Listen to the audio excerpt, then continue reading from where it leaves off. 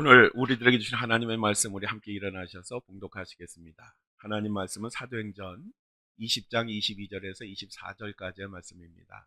우리 함께 봉독하겠습니다. 보라, 이제 나는 성령에 매여 예루살렘으로 가는데 거기서 무슨 일을 당할는지 알지 못하노라. 오직 성령이 각 성에서 내게 증언하여 결박과 환난이 나를 기다린다 하시나 내가 달려갈 길과 주 예수께 받은 사명 곧 하나님의 은혜의 복음을 증언하는 일을 마치려 하면은 나의 생명조차 조금도 귀한 것으로 여기지 아니하노라. 아멘. 예, 자리에 앉아 주시기 바랍니다. 오늘은 본문 말씀을 가지고 가슴을 설레게 하는 사명이라는 제목으로 함께 말씀을 나누겠습니다. 바람의 딸이라고 불리는 한비아라고 하는 분이 있습니다. 이분은 1989년에 우리나라의 해외여행 자유화가 시작된 후에 1993년부터 6년 동안 60여 개국의 나라를 돌아다녔고 그 열정이 심해서 때로는 위험지역까지 들어가서 비판을 듣기도 했었는데요. 어쨌든 그 계기로 배낭여행에 일반 대중화에 앞장을 섰던 그러한 여인입니다. 그리고 자기의 그 여행 경험을 바탕으로 책을 여러 권 써서 여행 작가로도 유명해진 그러한 분이십니다. 이러한 분이 어느 날 월드비전 김구 구호 팀장을 맡게 됩니다. 난민 구호에 대해서 사람들이 많은 관심을 갖도록 그렇게 활동을 시작했는데요. 그리고 2012년도에는 자신이 광고에 출연해서 받은 1억 원의 그 출연료를 중심으로 해서 월드비전 세계 시민학교를 열어서 교장으로 활동을 하면서 많은 사람들에게 어려운 그 상황을 알리고 있습니다. 이 한비아가 쓴 지도 밖으로 행군하라 라고 하는 책이 있습니다. 이 책에 보면 어느 대학생이 한비아에게 이런 질문을 합니다. 재미있는 세계 여행이나 계속 하시지 왜 힘든 긴급 구호 활동을 하십니까? 그러다가 한비아가 이렇게 대답합니다. 이 일이 내 가슴을 뛰게 하고 내 피를 끓게 하기 때문이죠. 가슴을 뛰게 하고 피를 끓게 한다라고 하는 이 말이 오늘 하나님의 일을 감당하는 우리들에게 있어야 할 고백임을 믿습니다. 우리가 예수님을 처음 만났을 때에는 무엇이든지 할 수 있을 것 같았습니다. 예수님께서 우리들에게 구원의 은혜를 베푸시는 것을 생각하면 하여간 무엇을 시키시든지 어떤 일이든지 기쁨으로 감당할 만한 그런 마음이었습니다. 그리고 그때는 모든 것이 즐겁고 모든 것이 기쁘고 그리고 모든 것에 찬양이 나왔습니다. 그때는 아골골짝 핀들에도 복음 들고 가오리다 이 찬양을 부르면서 하나님께서 정말 나를 그곳에 보내시더라도 가겠다라는 그런 각오가 있었습니다.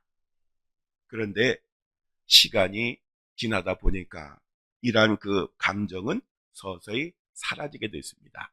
그리고 그냥 사니까 사는 그런 삶을 살게 되었습니다. 우리의 삶의 목적이 무엇인지 그리고 영적인 기쁨보다는 세상에 주는 행복과 기쁨을 추구하면서 살아가는 그런 평범한 삶으로 변화가 됩니다. 지금 우리들의 삶을 돌이켜보면 우리들의 가슴을 뜨겁게 하고 피를 끓게 하는 무엇인가가 있는지요. 우리들은 이러한 것을 나이가 먹으면 이런 얘기를 들으면 뭐라 그러냐면 그거는 심장에 이상이 있어서 그런 거지 뭐 이 나이에 이 정도 위치에 뭐 그런 게 있겠느냐라고 하지만 우리가 하나님의 일을 감당하려고 하면 이런 마음이 있어야 합니다. 우리가 계속해서 우리들에게 주신 하나님의 사명을 발견하고 이 사명을 감당하고자 하는 그러한 결단이 있고 행동이 있을 때에 우리들은 주님께서 주시는 참된 행복을 누릴 수가 있는 것입니다. 그리고 이런 마음이 있을 때에 하나님의 일을 할 때에 지치지 않습니다. 이 마음이 없으면은요 아무리 열심히 하고 애를 써도 그게 너무너무 힘들고 큰 짐이 되고 지치게 되는 것입니다. 일평생 동안 가슴이 설레고 심장이 뛰는 사명을 감당했던 사람이 한 사람이 있었습니다. 바로 그 사람이 사도 바울이었습니다. 사도 바울은 다메섹으로 가던 길에서 예수님을 만났고 이방인의 사도로 부름을 받았습니다. 그 후에 이 사도 바울은 이 사명을 감당하는데 모든 것을 걸었습니다. 오늘 우리가 읽은 본문 말씀도 바로 이러한 자기 사명에 대한 고백을 사도 바울이 하고 있는 것입니다. 사실 사도 바울의 삶을 돌이켜보면 그 사명을 감당하는 삶은 절대로 녹록지 않았어요. 정말 힘들고 어렵고 고통스러웠습니다. 그는 평생 동안 매 맞고 감옥에 가고 돌에 맞아 죽을 뻔하고 채찍에 맞는 등 고난의 연속이었습니다. 그래서 고린도전서 후서 11장 23절에서 27절에 이렇게 고백을 합니다. 우리 함께 읽겠습니다. 그들이 그리스도의 일꾼이냐 정신없는 말을 하거니와 나는 더욱 그러하도다. 내가 수고를 넘치도록 하고 옥에 갇히기도 더 많이 하고 매도 수없이 맞고 여러 번 죽을 뻔하였으니 유대인들에게 40에서 하나 감한매를 5번 맞았으며 3번 태장으로 맞고 1번 돌로 맞고 3번 파산하고 일주일을 깊은 바다에서 지냈으며 여러 번 여행하면서 강의 위험과 강도의 위험과 동족의 위험과 이방인의 위험과 신의 위험과 광야의 위험과 바다의 위험과 거짓 형제 중에 위험을 당하고도 또 수고하고 애쓰며 여러 번 자지 못하고 줄이며 목마르고 여러 번 굶고 춥고 헐벗었노라. 아멘. 얼마나 험악한 삶을 살았는지 우리들은 충분히 고백해서 알 수가 있습니다. 또 고린도서 1장 8절에서 9절에 이렇게 고백합니다. 우리 함께 읽겠습니다. 형제들아 우리가 아시아에서 당한 환난을 너희가 모르기를 원하지 아니하노니 힘에 겹도록 심한 고난을 당하여 살 소망까지 끊어지고 우리는 우리 자신이 사형 선고를 받은 줄 알았으니. 아멘. 우리는 일반적으로 어떻게 생각하냐 하면 우리가 하나님의 사역을 감당하면 당연히 하나님께서 우리들의 삶을 형통하게 해주시고 잘 이루어 주실 것이라고 생각을 합니다. 그래서 어떻게 보면 낭만적으로 사명을 감당하기 시작합니다. 그러다가 우리들의 사명에 사도 바울처럼은 아니더라도 힘들고 어렵고 고통스럽고 아픈 순간이 오게 되면 우리들은 하나님에게 항의를 합니다. 하나님, 제가 제일도 아니고 하나님께서 시키신 일을 하는데 어떻게 이렇게 하실 수가 있습니까? 저는 차라리 안 하고 말겠습니다 라고 하고 그만둡니다. 근데 사도 바울은 이렇게 고백을 했음에도 불구하고 그는 끝까지 죽는 순간까지 그 사명을 감당을 했습니다. 사실 사도 바울 주변에는 그를 만류하는 사람들이 참 많이 있었습니다. 오늘 본문 말씀은 사도 바울이 이제 로마에 죄수로 가기 위해서 하는 그 과정에서 예루살렘으로 올라가려는 것이었습니다. 근데 당시에는 이 사도 바울이 예루살렘에 오면 중간에서 매복해서 죽이겠다고 하는 매복한 사람들이 대기하고 있는 상황이었습니다. 그 사람들도 이걸 알았습니다. 그래서 사도 바울더러 당신이 지금 예루살렘에 올라가면 당신 죽습니다. 그러니까 가지 마시죠라고 했지만 사도 바울은 자기의 그 사명을 감당하기 위해서 끝까지 예루살렘으로 올라갑니다. 그러면서 고린도전서 9장 16절에서 17절에 이렇게 고백합니다. 우리 함께 읽습니다. 내가 복음을 전할지라도 자랑할 것이 없음은 내가 부득불할 일임이라. 만일 복음을 전하지 아니하면 내게 화가 있을 것이로다. 내가 내 자의로 이것을 행하면 상을 얻으려니와 내가 자의로 아니한다 할지라도 나는 사명을 받았노라. 아멘. 사도 바울이라고 왜 고난이 좋겠습니까? 사도 바울이라고 왜 그렇게 험난한 그 사명을 좋아하겠습니까? 힘든 건 맞지만 그러나 나 같은 죄인 살리심 그리고 나 같은 죄인에게 그 사명을 맡겨주신 게 너무 감사해서 나는 이 사명을 감당해야 되겠다라고 그렇게 고백을 했던 것입니다. 그러면서 유명한 사도 바울의 신앙 고백이 있지요. 고린도전서 15장 9절에서 10절 함께 읽겠습니다. 고린도전서 15장 9절 10절 함께 읽습니다. 나는 사도 중에 가장 작은 자라. 나는 하나님의 교회를 박해하였으므로 사도라 칭함받기를 감당하지 못할 자니라. 그러나 내가 나된 것은 하나님의 은혜로 된 것이니. 아멘. 사도 바울은 자기 자신을 잘 알았습니다. 그토록 예수님을 미워하고 증오했고 그렇게 교회를 박해했던 자신이었는데 하나님께서 자기를 사랑하시고 자기의 죄를 용서해 주시고 자기에게 그 귀한 영혼 구원의 사명을 맡겨주신 것이 너무너무 감사해서 자기는 많은 일을 했지만 자기가 한 일은 아무것도 없고 오직 하나님께서 나를 통해서 하신 것이다 라고 그렇게 고백을 했던 것입니다. 그러면 우리들 중에는 이제 사명은 아는데 가슴이 설레지도 않고 뛰지 않는다고 하면 그 이유는 무엇일까요? 그것은 우리가 하나님께서 주신 사명을 내 힘으로 감당하려고 할 때에 바로 그런 마음을 가지게 됩니다. 즉 우리가 사명을 감당할 때에 그 사명을 내가 한다고 생각하게 되면 그 사명은 그때부터 일이 됩니다. 그리고 그때부터 내가 반드시 해야 할 책임이 됩니다. 그리고 내가 반드시 해야 할 숙제가 되는 것입니다. 이렇게 사명이 나의 일이 되면 피곤하고 힘들고 상황에 따라서 대충 하기도 하고 심지어는 그만두기까지 가능한 것입니다. 우리가 사명을 내 일로 하려고 하면 정말 그 사명이 부담스러워지고 굉장히 피하고 싶어질 뿐만 아니라 내가 그 사명 감당 못하면 하나님께서 나를 벌 주실 것 같아서 두려운 마음으로 하나님 앞에 서게 됩니다. 그런데 하나님은 우리들에게 사명을 주실 때에 그 사명을 감당할 능력도 함께 주십니다.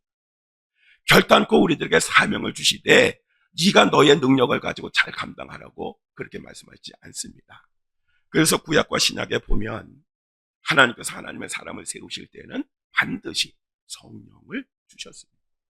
그러니까 우리가 하나님께서 주신 사명을 감당하려면 내가 하려고 하는 마음이 아니라 성령이 내게 임하셔서 성령의 능력으로 내가 하나님의 도구가 되도록 그렇게 기도하고 그렇게 노력을 해야 하는 것입니다. 그럴 때에 우리가 그 사명 속에서 설렘과 기쁨을 맛볼 수가 있는 것입니다. 그래서 우리 예수님도 세상을 떠나실 때 제자들에게 너희들은 딴 데 가지 말고 약속하신 성령이 임하실 때까지 기다리라 라고 그렇게 말씀을 하셨습니다. 빌립보서 2장 13절 말씀 우리 함께 읽겠습니다. 너희 안에서 행하시는 이는 하나님이시니 자기의 기쁘신 뜻을 위하여 너희에게 소원을 두고 행하게 하시나니. 아멘. 우리 안에서 행하시는 분은 내가 아니라 하나님이십니다. 근데 거의 대부분의 성도들이 처음에는 하나님의 은혜로 일을 시작하는 건 맞습니다. 근데 시간이 지나다 보면 타성이라고 하는 것에 젖게 되고 타성에 젖게 되면 그 다음부터는 내 경험, 내 지식, 내 판단을 가지고 사역을 하기 시작합니다. 그러면 그때부터 그 사역은 설렘도 사라져요. 하나님께서 나를 하나님의 도구로 사용한다고 생각했을 때에는 정말 가슴이 설레이고 뛰기도 하고 참 좋은데, 왜냐하면 전능하신 하나님이 나를 선택하셨으니까, 나에게 그 사명을 맡기셨으니까 그게 너무너무 좋은데 내가 그 사역을 한다고 생각하게 되면 그때부터는 이 모든 것들이 시들해지게 되는 것입니다. 3살 때에 부뚜막에 있는 그 주전자를 잘못 엎어가지고 3도 화상을 입은 어린아이가 있었습니다. 이 아이는 그 뜨거운 물 때문에 그 얼굴하고 오른쪽 팔에 그 화상을 크게 입었습니다. 근데 이 아이가 자라는 동안 친구들이 파충류 같다고 놀렸습니다. 그러니 얼마나 힘들었겠습니까? 그러니까 이 아이가 그때부터 항상 땅만 보며 살았습니다. 다만 이 아이가 죽고 싶었지만 희망을 가졌던 것은 20살이 되면 수술해서 나을 수 있다라는 엄마의 말씀이 있어서 그 말씀을 소망하고 살았습니다. 근데 대학생이 됐는데 수술할 수 없다고 하는 이야기를 듣습니다. 이 아이는 정말 죽고 싶었습니다. 그래서 자살을 실제로 시도하기도 했습니다. 근데 그러한 와중에 하나님께서 어머니를 불러가셨습니다. 늘 마음에 의지하고 자기의 그 아픔을 위로해 주던 그 어머니를 하나님께서 불러가셨으니 얼마나 그 마음이 무너지겠습니까? 그래서 난 그런 하나님 안 믿겠다라고 믿음도 버렸습니다. 그런데 우연히 말씀 치유 집회에 참석을 했다가 하나님으로부터 무슨 음성을 듣느냐 하면 너는 미스 헤븐이야. 하나님 나라의 미스 코리아야 라고 하는 소리를 듣습니다. 자기 자신의 그 흉한 모습, 사람들은 파충류 같다고 놀리고 함께 하려고 하지 않는데 하나님께서 너는 나의 나라의 가장 아름다운 여인이야라고 하는 이 명칭을 들려주셨습니다. 그 뒤로 이제 새로운 삶을 살게 되는데 바로 이 여인이 이효진이라고 하는 사람입니다. 이 이효진이라는 사람이 내 약함을 자랑하라 라고 하는 책을 썼습니다. 이 책에 이렇게 고백을 합니다. 내가 자랑할 것은 상처 입은 얼굴밖에 없습니다. 얼굴 때문에 많은 아픔이 있었지만 내 아픔과는 비교조차 할 수 없는 놀라운 사랑, 무엇과도 바꿀 수 없는 하나님의 사랑을 얻었습니다. 어두운 터널을 다 지나고 뒤돌아보니 나는 상한 곳 없고 나를 대신해서 피 흘리신 예수님의 사랑에 발자취만 있었습니다. 이제는 나 자신이 향기로운 제물, 옥합이 되어 나를 깨뜨려서 예수님의 그 피 묻으신 발을 닦아드리고 싶습니다. 절망과 고통 가운데 눈물의 양식을 먹으며 어둠의 골짜기를 지나는 사람들에게 작은 불빛이 되고 싶습니다. 나는 할 수 없어 라고 생각하는 사람들에게 희망의 모델이 되고 싶습니다. 사랑하는 성도 여러분, 우리 하나님이 모세를 부르셨을 때에 이런 질문을 하셨습니다. 내 손에 있는 것이 무엇이냐? 그러자 모세는 이렇게 대답했습니다. 지팡이니이다. 우리가 하나님을 하는 데 있어서 하나님께서 주신 달란트들이 있습니다. 이것이 우리가 그냥 세상을 살아가는 데 사용이 되면 그냥 평범한 달란트에 불과합니다. 그러나 이것을 하나님의 사역에 사용하게 되면 놀라운 능력의 지팡이가 되는 것입니다. 자기 자신의 힘과 능력이 아니라, 경험이 아니라 성령의 능력으로 사명을 감당하는 사람에게는 늘 설레임과 가슴 뛰는 그 일이 있어지게 됩니다. 우리 산성교회는 작은 교회고 한 사람이 여러 가지 일을 맡아야 하는 그러한 교회이지만 하나님이 나를 부르셨다고 하는, 하나님이 나를 기억하셨다라고 하는, 그리고 하나님께서 내게 직분을 주셨다라는 것을 우리가 깨닫는다면 큰 교회든 작은 교회든 그것이 무슨 상관이 있겠습니까? 오히려 이 작은 교회에 있는 나를 기억해 주시고 불러주신 것이 더 크고 감사하지 않겠습니까? 2025년 이제 여러분에게 주어진 그 직분을 감당할 때에 가슴이 설레고 뛰는 바로 이러한 것이 있어서 여러분의 그 사명이 인생의 짐이요 무거운 그런 책무가 아니라 즐거움이요 기쁨이 되어지기를 주님의 이름으로 간절히 축원합니다. 기도하시겠습니다.